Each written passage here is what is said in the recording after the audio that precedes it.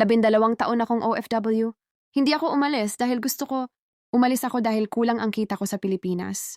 Buwan-buwan akong nagpapadala. Walang palya. Akala ko sapat na yon. Tuwing video call, ngingitian ako ng anak ko. Hi papa, sasabihin niya. Akala ko kilala niya ako.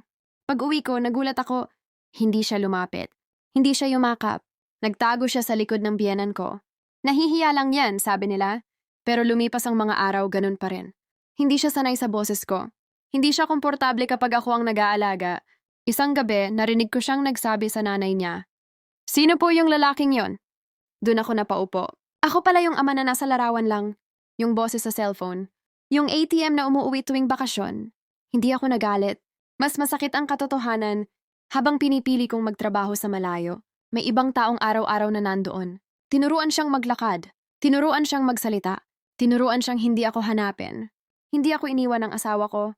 Hindi rin niya ako niloko. Pero pareho naming alam, may mga bagay na hindi nababawi ng pera. Ngayon nandito ako sa bahay.